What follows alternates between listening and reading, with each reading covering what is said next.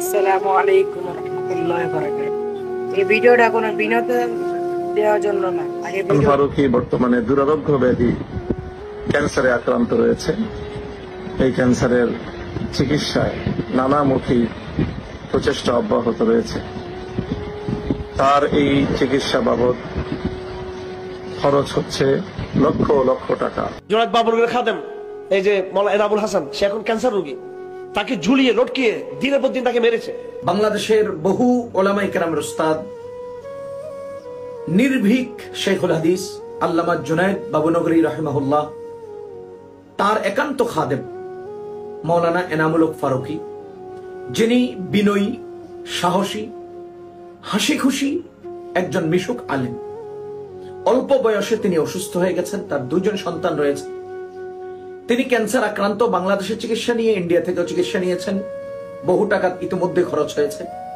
ডাক্তারদের পরামর্শে এবার তাকে চায়নায় চিকিৎসা নিতে হবে। মাওলানা এনামুল হাসান ফারুকী রিমান্ডে নিয়ে এরকম নির্যাতন করছে, এখন ক্যান্সারে আক্রান্ত। আপনারা সবাই হয়তো শুনছেন, শুনবেন, অনেকে জানেন আমাদের বাংলাদেশের মুজাহিদে মিল্লাত কায়েদে আজম আল্লামা জুনায়েদ বাবুনগরী রহমতুল্লাহ আলাইহির শেষ বয়সের অত্যন্ত স্নেহভাজন হজরতের খাদেম, হজরতের খলিফা, আমাদের স্নেহের ছোট ভাই মাওলানা এনামুল হাসান ফারুকী রিমান্ডে নিয়ে এরকম নির্যাতন করছে, এখন ক্যান্সারে আক্রান্ত।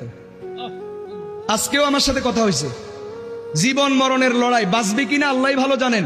আপনাদের এলাকার সন্তান, ভুলে যায় না ছেলেটাকে, এনামুল হাসান ফারুকী, আমাদের প্রিয় ভাই এনামুল হাসান ফারুকী আল্লামা জুনায়েদ বাবুনগরী রাহিমাহুল্লাহর বিশ্বস্ত সহচর, আপনাদের নোয়াখালীর সন্তান।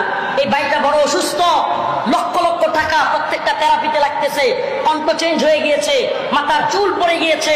জালেম হাসিনার রিমান্ডে থাকতে থাকতে এই ভাইটা আজকে গলা, মাথা, তারপরে নাভি, যৌনাঙ্গ সবকিছু আজকে অচল অবস্থায় চলে গিয়েছে। এই ভাইটার খেয়াল রাখবেন। আপনাদেরকে আলেমদেরকে বলবো, নোয়াখালীর আলেম সমাজ, আপনারা ফান্ড কালেকশন করেন, প্রত্যেক দিন লক্ষ লক্ষ টাকা খরচ হচ্ছে। আপনারা জানেন আল্লামা জুনায়েদ বাবুনগরী রহমতুল্লাহ আলাইহির খাস শাগরেদ মাওলানা এনামুল হাসান ফারুকী বহুদিন যাবৎ মরণব্যাধি ক্যান্সারে আক্রান্ত।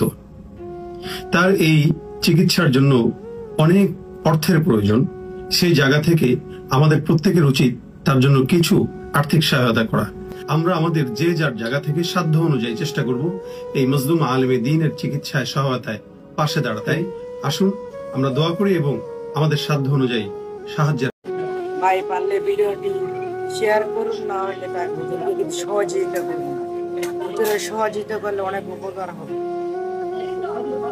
তাহলে ভাই ভিডিওটি ভাই বেশি বেশি ভাই শেয়ার করুন, প্লিজ ভাই বেশি বেশি ভিডিওটি শেয়ার করুন। অনুরোধ রইল, হুজুরকে অনেক বিপদে আছে।